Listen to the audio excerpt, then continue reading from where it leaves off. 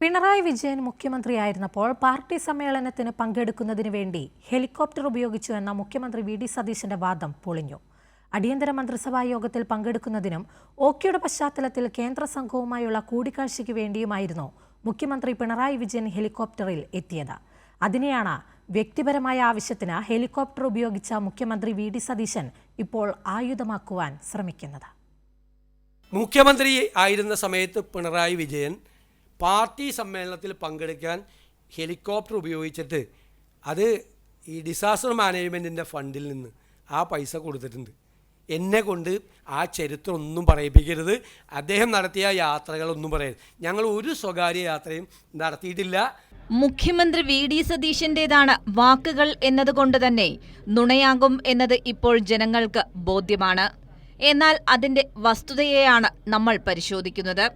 2017 December 26-നാണ് ഈ പറയുന്ന helicopter യാത്ര നടന്നത്.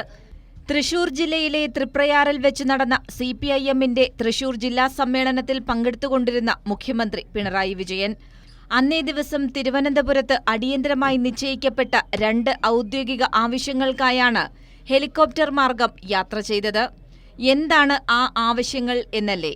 അടിയന്തര മന്ത്രിസഭായോഗവും ഒപ്പം കേരള തീരത്ത് കനത്ത നാശം വിതച്ച ഓഖി ചുഴലിക്കാറ്റിന്റെ ആഘാതം വിലയിരുത്താൻ കേന്ദ്രത്തിൽ നിന്നുമെത്തിയ കേന്ദ്ര സംഘവുമായുള്ള നിർണായക കൂടിക്കാഴ്ചയും.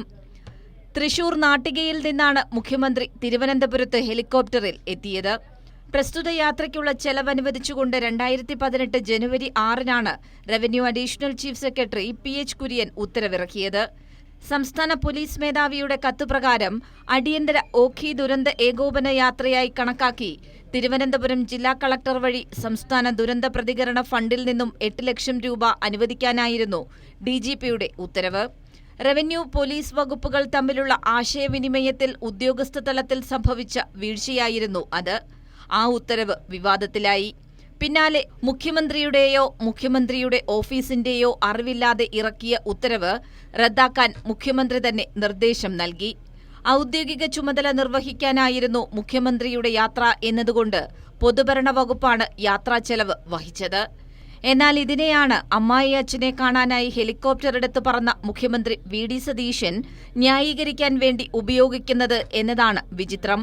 പിണറായി വിജയൻ നടത്തിയ യാത്രയ്ക്ക് കാരണം കേന്ദ്ര സംഘവുമായുള്ള കൂടിക്കാഴ്ചയും മന്ത്രിസഭാ യോഗവുമാണെന്ന് പകൽ പോലെ വ്യക്തമാണ്.